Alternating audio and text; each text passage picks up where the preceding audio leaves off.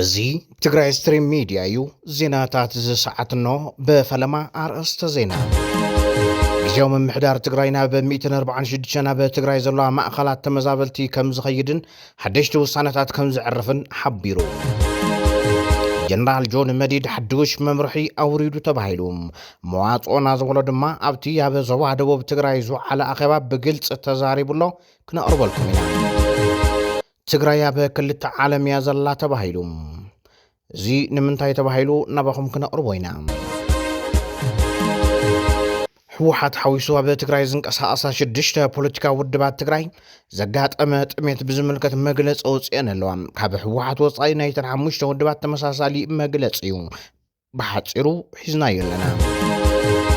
ሰበ ስልጣን ውድብ ስምረት ኣብ ምዕራብ ትግራይ መረፃ ከም ዝካየድ ይገልጹ ኣለዉ ጉዳይ ኣብቲ መሬት ዘለዎ መሬትን ዘይተመለሱ ተመዛበልትና ድሞም ቅድሚ መረፃ ዝቅድም ውሳነ ኣስሚዖም ኣለዉ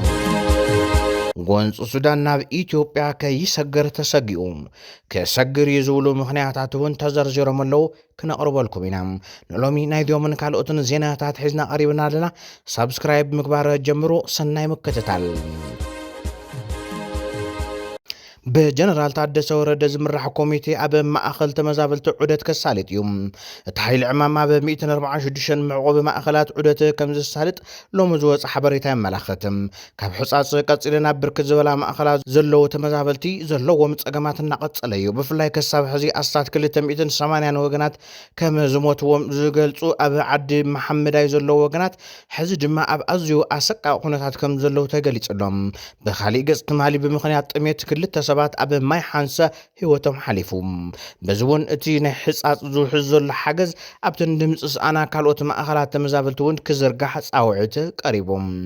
እዚ ከምዚ እናሃለዋ ኣብ ኣዲስ ኣበባ ሓገዝ ከተኣኻኽብ ዝቐነየ ቲክቶከር ኣዶናይ ልዕሊ 11 ሚልዮን ብር ገንዘብ ከምኡውን ተወሳኺ ብርክት ዝበሉ ኣልባሳት ምግቢ ኣፋውስን ካልኦት ማተርያላትን ከም ዝኣከበ ሓቢሮም ጋይስ ትልቅ ዜና ይዤ መጥቻለሁ እንግዲህ በአንድ ቀን ውስጥ ብቻ ማለት ነው 11 ሚሊዮን ኣብ ማእኸል ተመዛበልቲ ዘጋጥሙ ዘለዉ ፀገማት ብግዜያዊ መፍትሒ እንትውሰድ ሓላፍነት ዝወስድሉ ካብ ግዜያዊ መንግስቲ ክሳብ ኣብቲ አይዲፒ ዘለዉ ኣመራርሓ እዮም ተባሂሎም ኣብቶም ኣብዚ ዝኔው ኣብቶም ክቐርቡ ዝግብኦም ሓገዛትን ገለመላታትን ካብ ወረዳ ጀሚሩ እስካዕ ክልል ዘሎ ሰብ ተሓታታይ ብእዋኑ ሰብኣዊ ሓደጋ ዘሎ በብእዋኑ ካብ አይዲፒ ማእኸል ጀሚሩ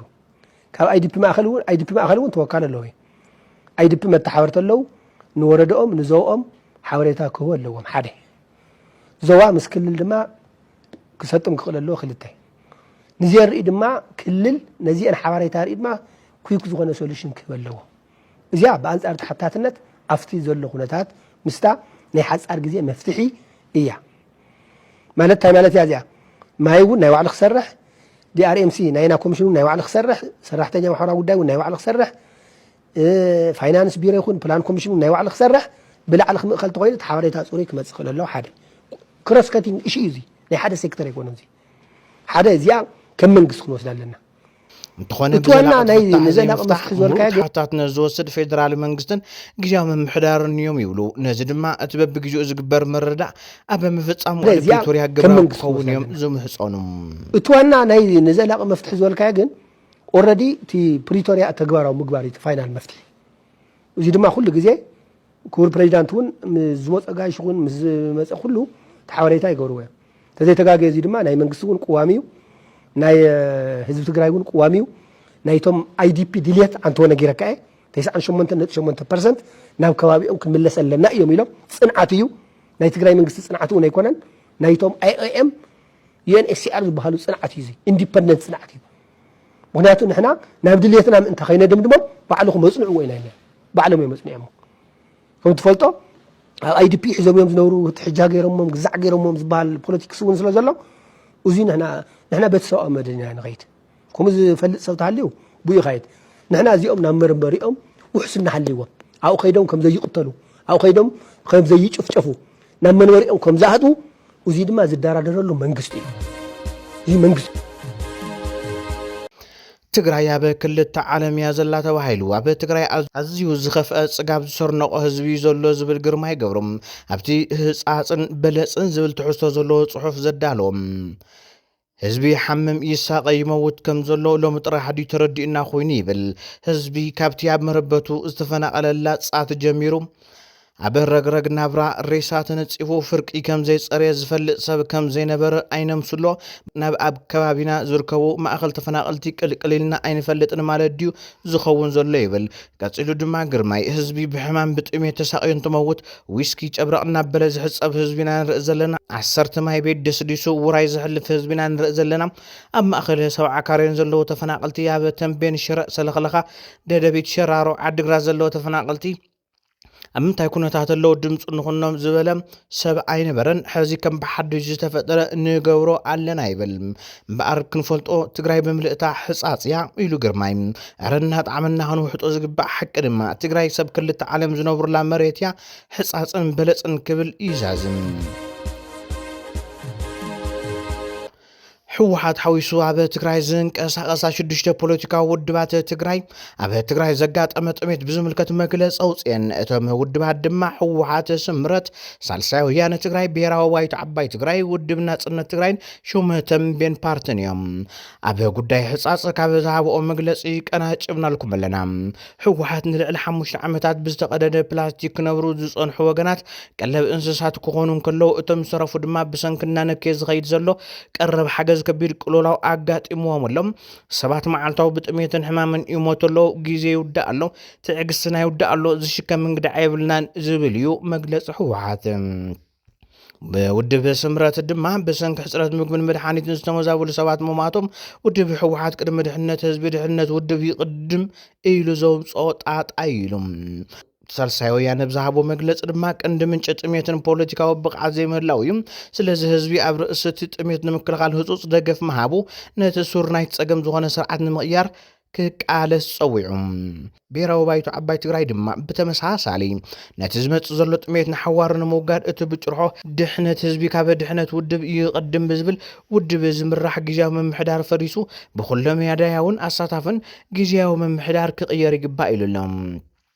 ውድብ ናጽነት ትግራይ ብወገኑ እቲ ዘስካሕክሕ ጥሜት ኮኔልካ ካብ ማሕበረሰብ ዓለም ተሓቢኡ ኣብ ልዕሊ ተመዛበልቲ ዓብዪ ክሕደት ተፈጺሙ ስለዚ ነዚ ዝሕፍር ክሕደት ዝፈጸሙ መራሕቲ ብሕጋውን ሞራላውን ተሓታትነት ይስዓበሎም እዩ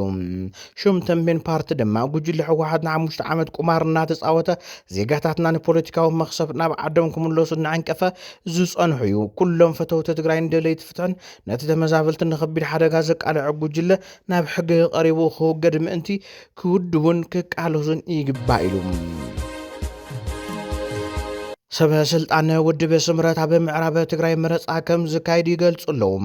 ተመዛበልቲ ምዕራብ ትግራይ ናብ መረበቶም ከይተመለሱ ኣብ ትግራይ ዝግበር መረፃ የለን እዚ ተግባራዊ ንኽግበር እዩ ብወገን ውድብና ይስራሕ ኣሎ ክትብል ካብ ኣባልነት ካቢነ ግዝያዊ ምምሕዳር ትግራይ ዝተኣልየት መረበቶም ተመሊሶም ሓቢራ ዝተረጋገአ ኑሮ ዝነብሩሉ ዝተረጋገአ ኑሮ ነቢሮም ናብቲ ናይ መረፃ ኩነታት ዝሰጋገሩሉ መረፃ ጉንበት ዝካየዱ ሕዚ ኮይና ኢና ንዛረብ ዘለና ተሕሳስ ኮይና ኢና ንዛረብ ዘለና ክሳብ ሚያዝያ ጉንበት ዘጽንሕ ዘይኮነስ ሎሚ መለሱ እዩ ንሕናቋ ነዚ እውን ካብ ቦምበር ናይ ውድብና ጀሚሩ ነዚ ዝግበር ቃልስታት ኣለዉ እዚኣቶም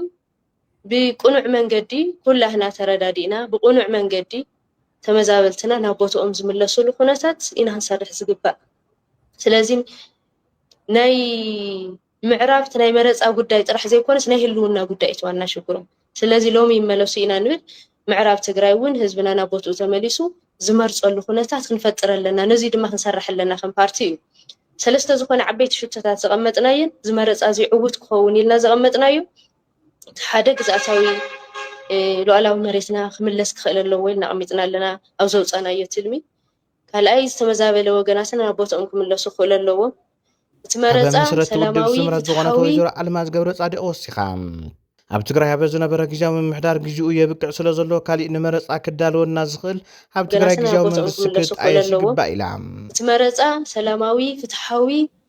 ዲሞክራሲያዊ ብዝኾነ መንገዲ ክካየድ እንድሕር ኮይኑ ናይ ሓባር መንግስቱን ክጣየሽ ኣለዎ ምክንያቱም ግዝያዊ ምምሕዳር ይውዳእ ኣሎ ዘሰጋግር ናብ መረፃ ከብፅሕ ዝኽእል